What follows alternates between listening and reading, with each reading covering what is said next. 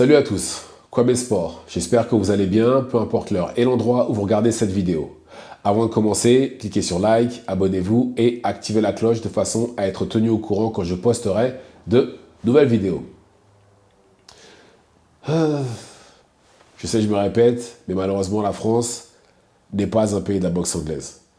Le MMA, par exemple, quelqu'un peut se dire, voilà, je vais faire tout mon camp en France, il y a ce qu'il faut. Il y a les combattants qu'il faut, on a plein de combattants UFC, certains sont bons debout, certains sont bons au sol, il n'y a pas de problème, il y a ce qu'il faut. Un combattant en Muay Thai, ou en kickboxing, qui veut faire toute sa préparation en France, pareil, pas de problème, il y a ce qu'il faut, il y a les combattants qu'il faut. Mais par contre, même judo, pareil, il y a ce qu'il faut. Je pense même jiu-jitsu aussi. Ouais, je sais pas. Enfin bref. Par contre, boxe anglaise, c'est compliqué. C'est très très compliqué. Et c'est pour ça malheureusement que quand les combattants se retrouvent au niveau, enfin quand ils ont atteint le ranking pour pouvoir combattre pour un titre, c'est là où ils s'effondrent malheureusement. Pourquoi? Parce que le manque de préparation.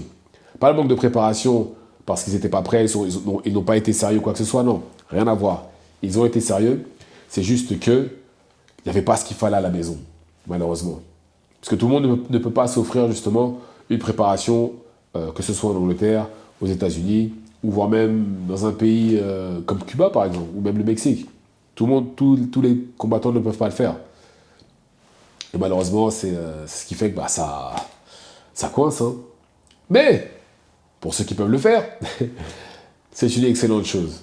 Pourquoi? Parce qu'ils ont accès à de meilleurs sparring, à de meilleures salles de sport, à de meilleures méthodes, à une ambiance totalement différente. Je pense que le fait qu'on ne soit pas un pays de la boxe aussi, je pense que ça influe aussi sur le camp, sur toutes ces choses-là en fait. Et c'est pour ça que les gens comme,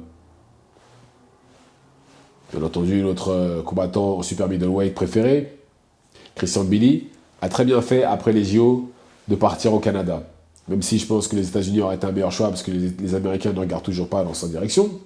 Mais voilà, il s'est au moins rapproché des États-Unis. Pareil, Tony Oka, une fois qu'il est revenu, après sa défaite contre Riyad Merry, qui a tout changé. Bon, certes, il s'entraîne aux États-Unis, mais voilà, c'était compliqué. Maintenant qu'il s'est complètement délocalisé en Angleterre, pareil, ça va mieux.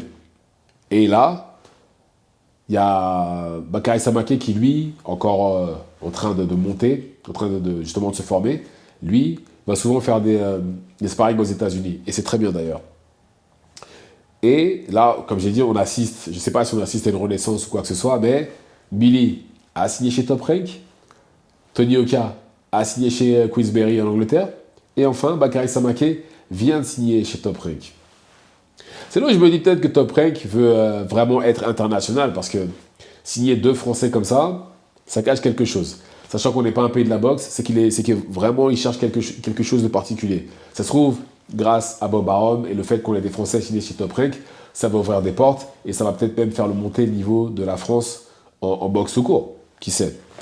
Mais je dis ça aussi pourquoi? Parce que là, récemment, il y a des photos qui ont apparu sur Instagram. Notamment la photo de Tony Oka qui se part du bois pour l'aider dans sa préparation pour son combat contre Anthony Joshua, qui aura lieu ce week-end d'ailleurs. Et c'est une excellente chose. Parce que déjà, ça va aider les deux. Hein. Ça ne va pas aider que Dubois, ça va aider aussi Tony Oka, qui, apparemment, maintenant qu'il est signé chez Queensberry, il y a un potentiel combat entre lui et Joe Joyce qui se prépare. Donc, excellente chose. Ça va le préparer. Bon, certes, c'est sûr, hein, ils ne combattent absolument pas de la même manière, et en plus de ça, oui, Dubois est beaucoup plus rapide que Joe Joyce. Il y a un monde entre les deux en termes de vitesse. Mais voilà, en tout cas, ça va l'aider à préparer ce combat-là, quoi qu'il en soit. Parce que certes, il va beaucoup plus vite que lui, mais en termes de puissance, je pense que ça se vaut. De toute façon, même Tony Oka l'a affronté 3 fois, je crois, donc il sait à quoi s'attendre, on va dire. Et ça, malheureusement, ce genre de sparring-là, jamais, il n'y a personne en France de ce niveau-là, en heavyweight. Personne.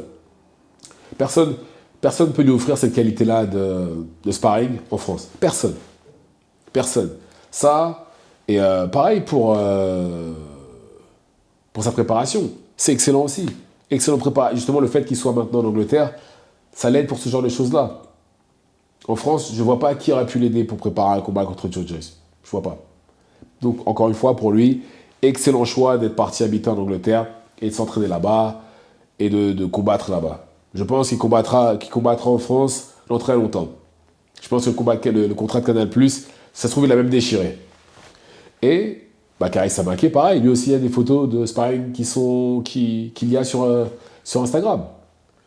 Il spare avec Tim Tszyu. Tim Tszyu, l'ancien champion WBO de la catégorie Super Welter, qui prépare lui aussi un combat pour la ceinture IBF de la catégorie Super Welter. D'ailleurs, il va falloir m'expliquer.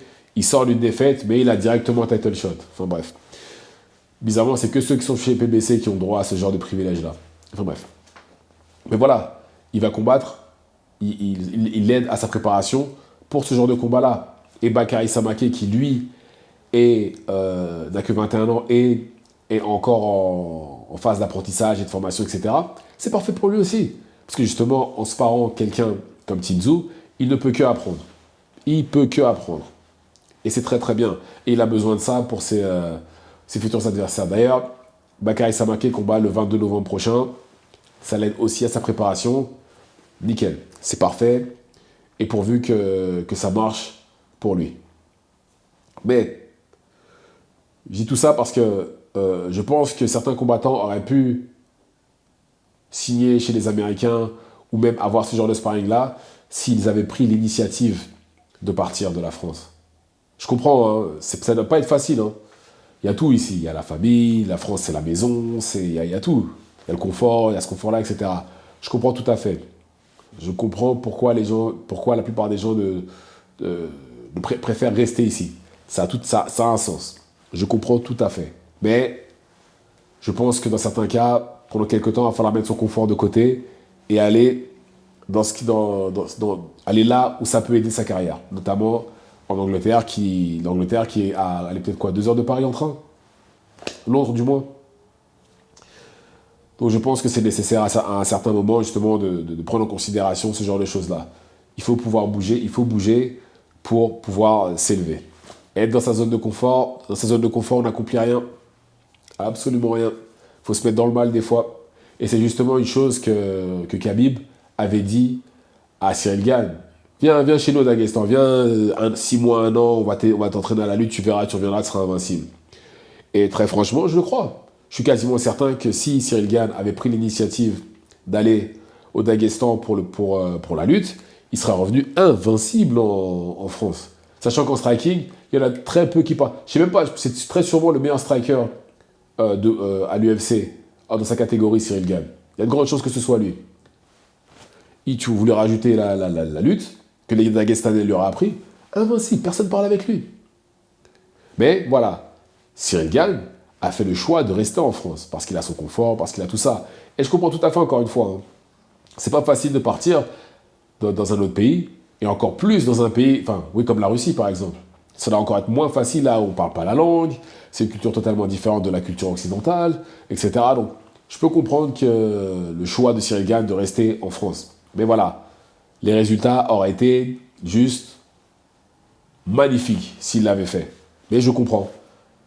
Et c'est valable d'ailleurs dans tous les domaines de la vie. Si vous restez dans votre zone de confort tout court, vous n'arriverez à rien. Hein.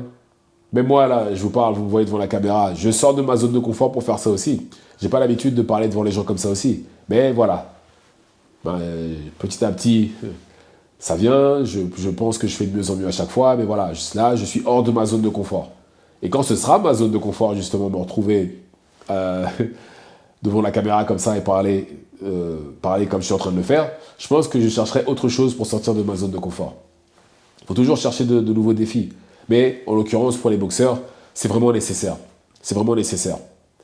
Parce que non seulement ils ont besoin de ça pour pouvoir s'élever, mais je le répète encore une fois, la France, ce n'est pas un pays qui forme des superstars de la boxe, ça forme des stars en France.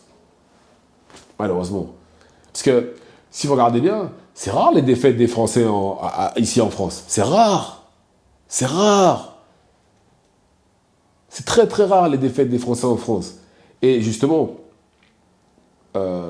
c'est parce que dans leur zone de confort, ils emmènent des combattants, on va dire, qu'ils savent que les promoteurs les mettent en face de combattants qu'ils savent qu'ils peuvent battre. Ils font ça jusqu'à ce qu'ils arrivent, on va dire, dans le top 5. Et après, dans le top 5, ils ont leur chance pour pouvoir combattre pour le titre. Et c'est là où justement la vérité ressort. C'est là où on voit justement s'ils sont si forts que ça ou pas. Quand ils se retrouvent contre le champion du monde ou celui que tout le monde voit comme le prochain. Et malheureusement, très souvent, les Français tombent. Voilà. Mais bon, en espérant que ça change. Mais en tout cas, le fait que, encore une fois, aussi le fait que Top Rank signe des Français, je trouve que c'est une excellente chose. Et après, je pense qu'il mise vraiment sur l'avenir pour Bakary Samaké, parce qu'il n'est pas dans le top pour l'instant. Par contre, pour Christian Billy, je pense que là, il voit quelque chose qui est possible, qu'il est possible d'être fait maintenant. Vu qu'il est bien classé, je pense que d'ici quelques temps, il va essayer de le placer de façon à ce qu'il ait soit un title shot, ou soit qu'il combat justement Diego Pacheco, Plant, Berlanga, Munguia, enfin quelqu'un de ce calibre-là. Sachant qu'il me semble que Munguia est signé chez Top Rank maintenant. Je suis pas sûr. Donc voilà. Dites-moi ce que vous en pensez dans les commentaires. Activez la cloche de façon à être tenu au courant quand je posterai de nouvelles vidéos. Et c'est tout pour moi. Ciao, ciao.